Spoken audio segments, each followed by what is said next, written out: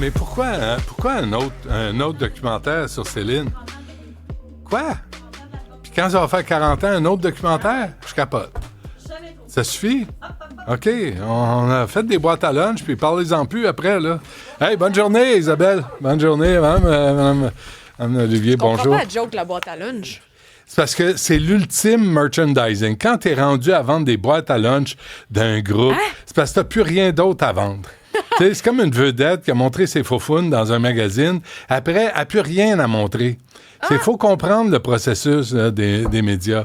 Parce que tu remarqueras que les vedettes qui montrent leurs faufounes, après avoir montré leurs faufounes, disparaissent souvent. Parce que tu dis, bon, OK, what next? Qu'est-ce qu'il y a d'autre? D'autres faufounes, d'autres vedettes.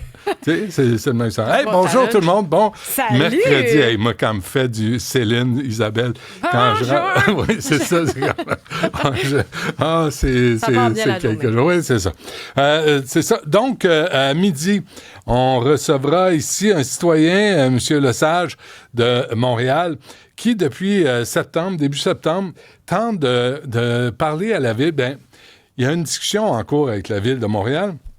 Il a des problèmes d'eau usée. Il est tôt. Je vais vous épargner les détails. Mais c'est pas appétissant. Donc, il est pris avec ça, avec des frais de jusqu'à 1800 $ par semaine, parce qu'il y a un plombier qui doit passer puis s'occuper des eaux usées.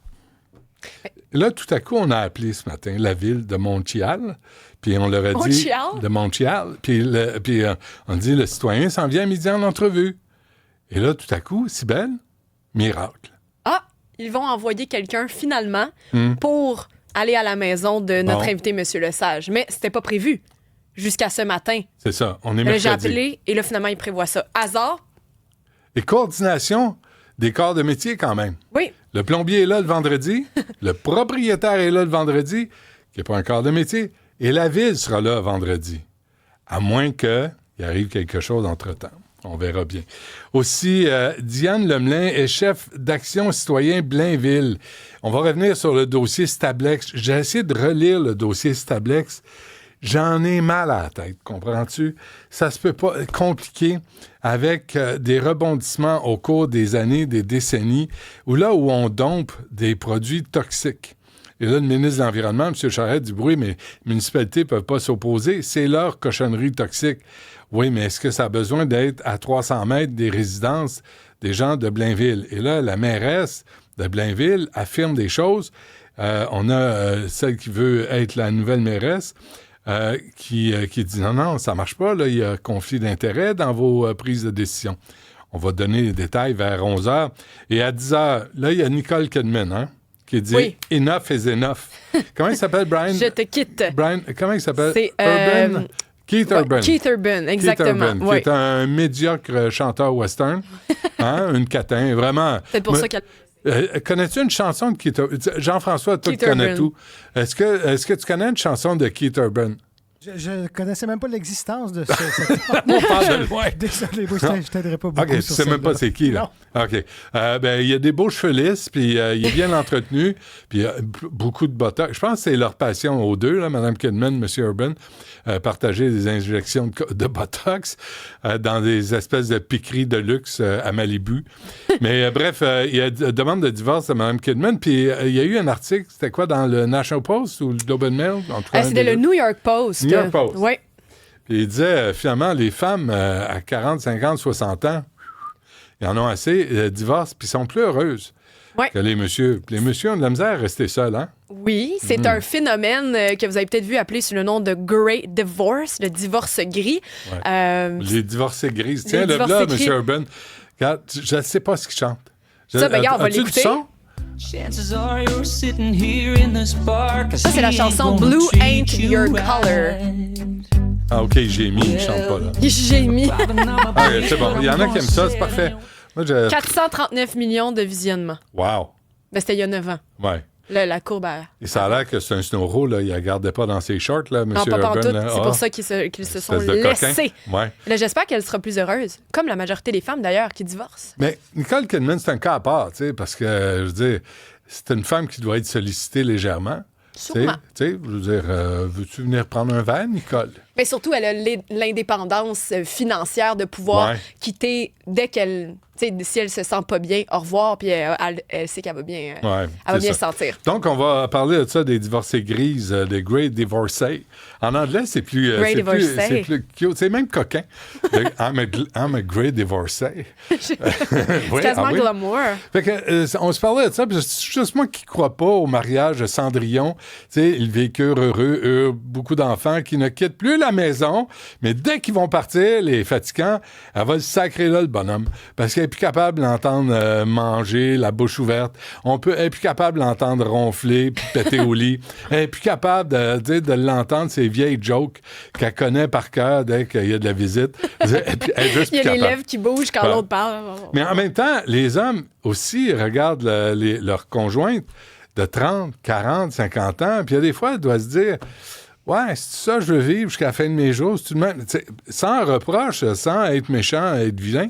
Mais tu sais, à un moment donné, c'est l'usure du temps qui s'applique. Oui, et je vous redonne le numéro si vous voulez vous joindre à la discussion, parce que tout le monde a son opinion sur l'amour qui dure ou pas pour toujours. Moi, je fais partie des optimistes. Ben oui. Bien sûr, moi, je suis jeune, j'ai envie de m'embarquer dans une aventure qui ne termine pas. Ben oui. Les petites lunettes roses, merci, emmenez-moi là tout de suite.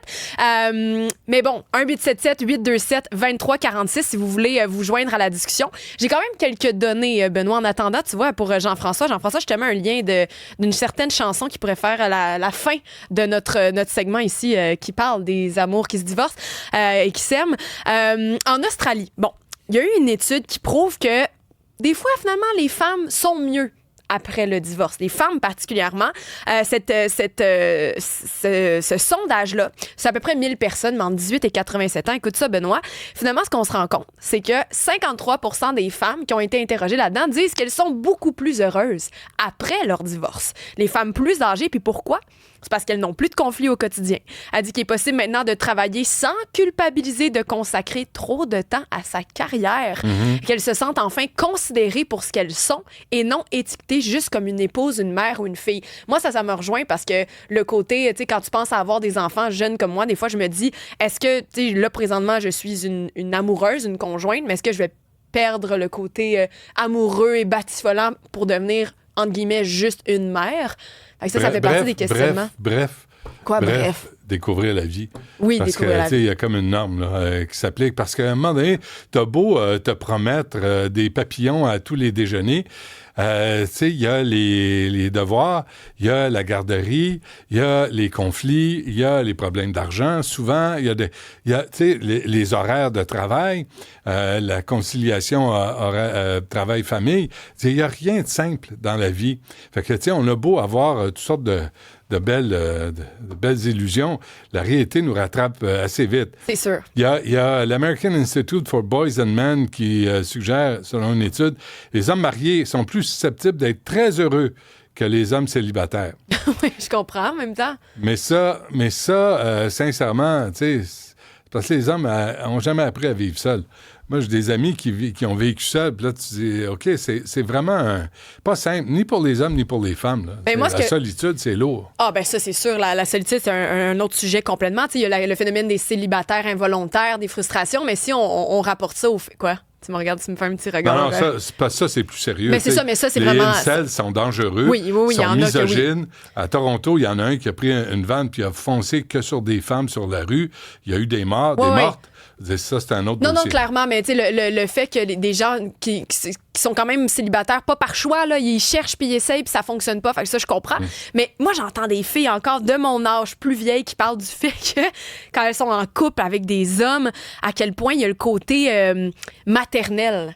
Que finalement, les filles commencent à un peu s'occuper de leur conjoint, qui vont faire la vaisselle, qui vont plier le lavage, qui vont avoir la charge mentale. Tu sais, vraiment qui ont l'impression que leur chum, c'est un peu leur bébé. Les clichés, parce que moi, je l'entends tout le temps. Oui, tu l'entends, mais la vraie vie, là, c'est quand moi, je suis allé mener les enfants, j'en ai eu 4. Là. Ouais. Tu vas mener les enfants... Moi, je te parle pas d'enfants là-dedans, par contre. Moi, je t'en parle.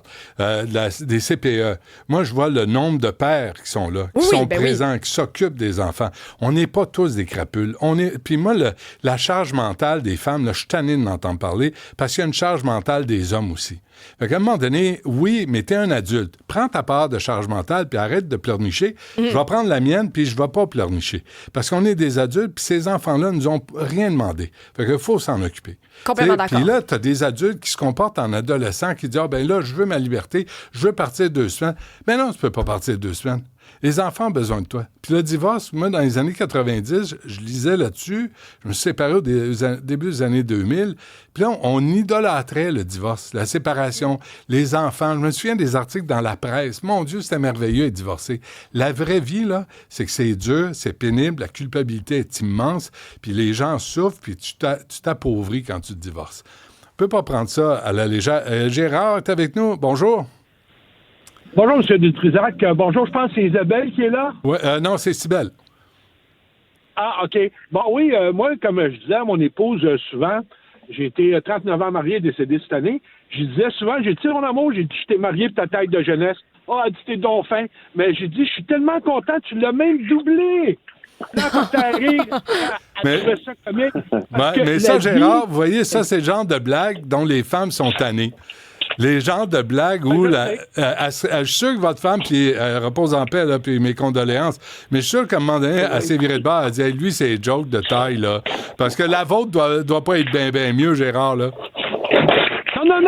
Non, mais je ne disais pas ça tous les jours, j'ai dit ça une fois. Mais tu sais, dans la vie, quand tu vis en couple, là, aujourd'hui, dans le temps, oui, ils se divorçaient. Moi, j'ai été 39 ans avec. Plus des hauts, des bas, ça brossait, des journées que ça brossait moins. Puis c'est ça, la vie. Il n'y a rien de rose. Le prince charmant n'existe pas. Je viens d'écouter l'émission, là. Le prince charmant, mesdames, il n'existe pas. Vous n'allez pas le trouver. On a tous nos défauts. Puis, messieurs, cherchez-vous pas une mère. Puis, essayez pas de vous trouver une femme pareille comme votre autre femme. Comme moi, là, je suis célibataire, naturellement, je suis là. Vous avez quel âge, là? Moi, j'ai 71 ans. J'essaye pas de me trouver une mère, puis j'essaye pas de trouver une femme identique à ce que j'avais. OK. Êtes-vous sur le marché? Ben, plus ou moins, là, parce que j'en ai une qui m'a trouvé correct. Elle m'a dit, t'as pas de fil. C'est assez direct. Parce que, à un moment donné, j'ai dit, avant qu'on aille ensemble, il faudrait que tu règles tes bébites. Oh, elle dit, mon Dieu, elle dit, t'es direct. Non, pas je suis direct. Je suis honnête. Je te dis qu'est-ce qu'il y en est. Parfait. Moi, c'est comme ça la vie. Bon, mais bonne chance, Gérard. Merci d'avoir appelé. Il y a des gens qui écrivent, des femmes qui écrivent, ils disent, moi, je suis célibataire. Puis ça prouve ce qu'on dit, là, l'étude. Là, depuis que j'ai 50 ans, elle en a 59 aujourd'hui, elle se dit très heureuse. Très heureuse. Quelqu'un d'autre, Francis, moi, j'ai 53 ans, seul célibataire et heureux comme ça. Je suis pas fermée, mais j'attends patiemment. Il y a une question aussi par rapport à l'influence du travail sur les couples. On parlait de, tu sais, il y a la question d'émancipation des femmes aussi, parfois que les femmes vont peut-être se restreindre à rester dans une relation qui ne leur convient pas, peut-être parfois par une question financière. Mais il y a une étude qui a été faite en Europe, c'est Gender Identity and Relative Income. Ça dit que 50%, lorsque la part de la femme, la part d'argent gagné par la femme dépasse 50% du revenu global du ménage, la compatibilité avec la longévité du couple est réduite. Donc, ce serait plus une femme s'émancipe au niveau de la carrière et de l'argent, plus il y a des problèmes à la maison ou qui amènent à la séparation. T'arrives, le souper n'est pas prêt, ça grave. Sébastien, bonjour. Salut, ça va bien? Oui, vous-même. Oui, ben justement, une autre étude qui tend à prouver qui démontre que les divorces à 80% sont initiés par la femme. Ouais. La raison primaire de ça, c'est souvent, justement, je me sentais plus bien, je me sentais plus ci, je me sentais plus ça. Puis, tu sais, la recherche du bonheur, c'est quelque chose qui est éphémère. Tu sais, ça va pas tout le temps bien dans ton couple, mais est-ce que ça montre que, mettons, les hommes ils ont plus une résilience à vouloir garder le couple uni pour le bien-être des enfants ou que, tu sais, c'est comme si tu lâches ton couple pour aller voir quelqu'un d'autre, tu vas revivre le cycle de bonheur de début, tout le rush de dopamine, mais après ça, mais que tu arrives au bout de tout ça, tu vas faire OK, ben là, je recherche encore cette affaire-là. Et là, tu as la garde partagée. Tu as la garde partagée, de la culpabilité envers tes enfants. Tu sais, il faut que tu te coordonnes tes horaires avec la mère ou le père des enfants. On pense que le divorce là, va tout régler. Trouvez-vous, Sébastien, qu'on ne fait pas assez d'efforts pour rester ensemble? Ben, je pense qu'il y a beaucoup plus d'incitatifs à la séparation qu'à garder les couples unis parce que c'est le plus gros déterminant dans l'avenir d'un enfant, c'est les parents unis. Fait que si on peut mettre le plus de d'incitatifs, que ce soit des coparentaux ou n'importe quoi, des incitations monétaires, c'est sûr qu'on pourrait peut-être focuser plus sur ça. Oui. Puis arrêter d'idolâtrer le divorce comme la solution magique à tous nos problèmes comme couple. C'est vrai que, tu sais, puis il faut cette réflexion-là dans un couple. Mais là, je vais être quétaine, là, mais c'est la discussion ouverte qui est nécessaire, puis c'est pas toujours facile à faire. Non, c'est sûr, parce que le fait de poser la question, c'est d'admettre qu'il y a un problème à la base. Ouais. Puis ça, on veut tout se le cacher, puis tu sais, quand tu te fais dire en arrière, t'es forte et indépendante parce que tu te sépares ou parce que tu vis ton bonheur, ouais, mais ta famille, tes enfants, à moins que l'irréparable ait été commis pour toi, il y a probablement un moyen, tu sais. Ouais. Êtes-vous mariés, séparés, vous? Dans quel état vous êtes? Moi, je suis fiancé, puis j'attends mon premier enfant avec grande impatience. Ah, ça, c'est le fun. Bon, écoutez, bonne chance. Saluez maman aussi, parce que ça, c'est tout un événement dans une vie, la naissance d'un petit pit. Bonne chance, Sébastien. Merci d'avoir appelé. Merci, ça fait plaisir. Salut. Linda écrit... Oui, écoute, je vais te lire ça. Moi, j'ai 54 ans, célibataire depuis 12 ans. Je n'ai jamais été aussi épanouie. Ouais. Donc, ça existe aussi, mais comme Julie de Montréal nous l'écrit aussi, tu sais, faut travailler l'amour. Puis quand on est plus jeune et on y croit, faut comprendre que l'amour, ça se travaille. Il n'y a pas une loi qui vient de passer là, pour réparer les appareils? Oui, pour l'obsolescence programmée. Oui, c'est ça. Mais on a l'impression que les relations de couple, les mariages, là, c'est de l'obsolescence, comme Julie écrit à peu près. Oui, c'est ça. La morale de nos jours, quand ça bug, on jette et on rachète. Ben, on fait pareil en amour. Moi, je suis d'avis que tout s'entretient et se répare. D'ailleurs, je veux qu'on se laisse, Benoît, si tu me permets, avec la chanson « Tu te laisses aller » de Charles Aznavour, qui parle de sa femme, avec qui il est depuis longtemps. Quoi, t'aimes pas trop? Ben, c'est super sexiste. Sexiste? C'est super sexiste. Parce que quand le bonhomme, non, on ne la fera pas jouer. Parce Pourquoi que quand sexiste? le bonhomme dit à sa femme, tu te laisses aller, lui, il a l'air de quoi? Ben, ça dépend. Non, pas ça dépend. Si lui, il se permet de dire, hey, Cybèle, tu te laisses aller, toi, tu vas dire, hey, le gros, t'es-tu vu, tout nu? Ben moi, je veux jamais me rendre là, Benoît. Là. Non, mais moi, je vais le dire en amont à mon partenaire. Si je trouve qu'il se laisse aller, c'est important d'avoir cette discussion-là. Pourquoi? Parce qu'on va peut-être juste se séparer finalement parce qu'on se plaît plus puis on n'a plus de relations sexuelles. Pour dire ça, il faut que tu sois impeccable toi-même. Mais pas nécessairement impeccable, mais tu peux voir que ta partenaire ou ton partenaire prend une mauvaise tangente et lui en parler. Non, je suis pas de cet avis-là. Moi, tu sais, je l'ai connu, là, tu sais, les bonhommes qui rentrent à la maison puis qui critiquent la femme là, qui est dépendante. On a vu les tradwives, là, tu sais, puis jamais l'indépendance financière est abordée, mais c'est parce que vous êtes prise en otage. Tu sais, elle dit, moi, je fais le ménage. Moi, je dis, c'est correct, c'est ton choix, mais fais-toi ça écrire. Mets ça par écrit, là. Ah, mais ça, je suis d'accord. Ben t'sais, oui. Assure-toi que s'il arrive un bug et tu veux t'en sortie. aller, s'il est violent ou s'il te trompe, si ça fait plus l'affaire, toi, t'as la moitié de tout ce qui est là, puis que t'as pas travaillé tout ça pour rien. C'est comme toute la révolution féministe qui est parfois oubliée.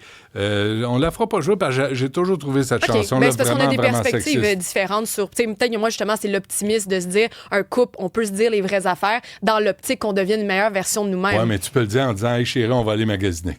Je t'offre des nouveaux vêtements. » Pour aller avec ta taille qui te rend... avec laquelle t'es pas en santé? Non, t'as pas besoin de dire ça. Quand Gérard dit, « Ah oui, t'as gardé ta taille, tu l'as doublé. » Moi, je suis sûr que... Ça, c'est méchant, dis même. Je pense que sa femme a dû rouler des yeux. Moi, je voudrais jamais me faire dire ça, mais si je vois que je prends une mauvaise tangente sur ma santé, j'aimerais ça que mon partenaire de vie me le dise, qu'il l'a remarqué en passant, dans mon je voulais bien-être. t'en parler, Cybèle. Ah, mon Dieu. On s'en parle à la pause. Oh mon Dieu.